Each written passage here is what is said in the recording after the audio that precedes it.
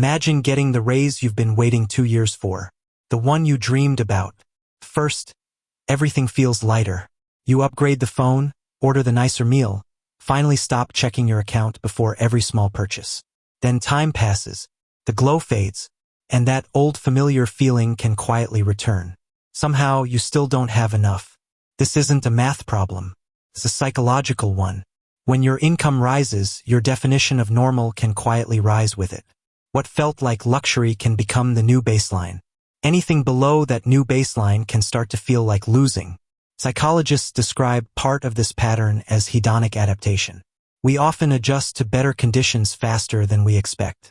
The new car is exciting at first, until it becomes the car you drive to work every morning. Lifestyle inflation can start quietly. You may barely notice it happening. The apartment gets bigger. Subscriptions multiply. Delivery becomes routine. Nothing looks reckless on its own.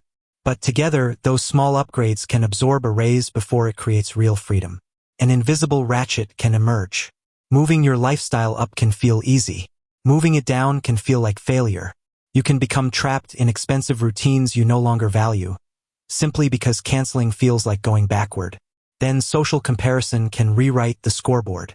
You may rarely compare your life now with your life 5 years ago. Instead, you compare with the colleague who travels more, or the friend whose success suddenly fills your entire feed.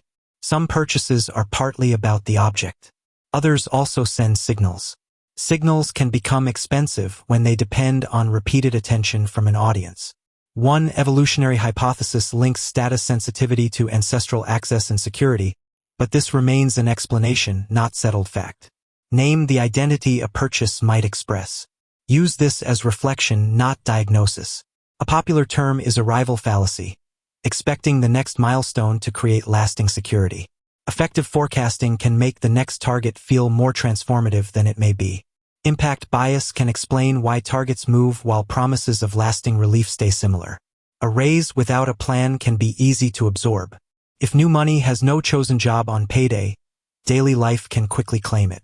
Income is one part of financial well-being. So is room between resources and demands. Someone earning less can feel more secure with more room and fewer fixed demands.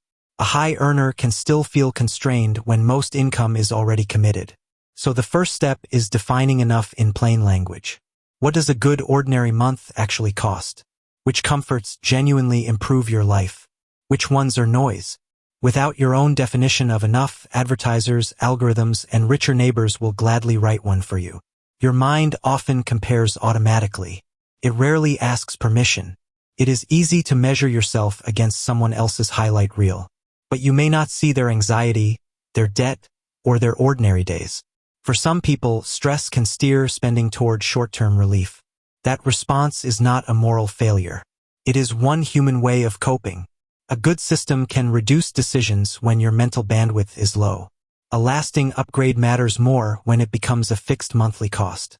Rent, subscriptions, and memberships can arrive before your future self reconsiders. Flexibility can disappear through many small, reasonable contracts.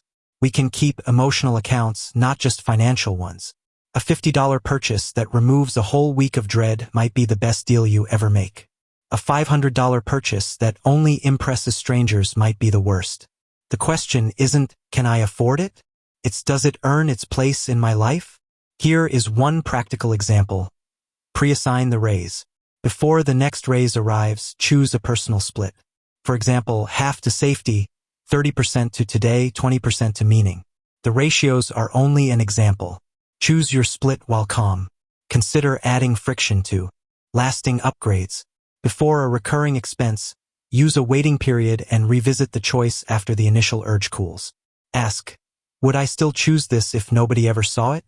Try a satisfaction audit at the end of each month. Mark which expenses created lasting value, which solved stress for an hour, and which you barely remember. The unspent gap might look boring on a screen. That gap can buy options. Leaving a bad job, handling an emergency, or learning. Visible consumption gets attention. Invisible resilience can change what you are able to refuse. Change who you compare yourself to. Compare your stress, your choices, and your freedom with your own past. Are bills easier? Can you survive a surprise? Those are forms of wealth too. None of this means refusing every upgrade. Money can improve your life, and these ideas are educational tools, not personalized financial advice. A chosen luxury can be wonderful. An unnoticed lifestyle requirement can become an elegant cage.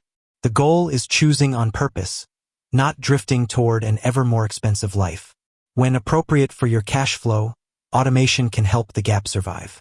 Move it after income arrives, when essential bills and cash needs are covered. Then build daily life around the remainder without making it brittle. Before a lasting upgrade, try the future self-test. Imagine the ordinary day this purchase creates some months from now. Will it still add comfort? Or just another payment? Some time-saving purchases can improve well-being by reducing disliked tasks. Each fixed cost can reduce some future flexibility. Each protected gap can preserve some future choice. You may keep feeling behind if rich always means the next level.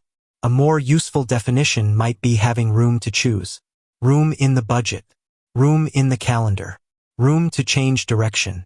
The finish line can stop moving when you decide where it belongs. Try this today. Can be brief. Write down the monthly cost of your good ordinary life.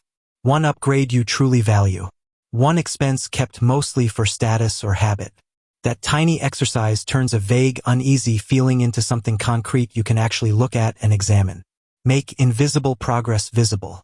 Connect your gap with what it protects. A reserve for choices. A future career break. Freedom from a particular debt.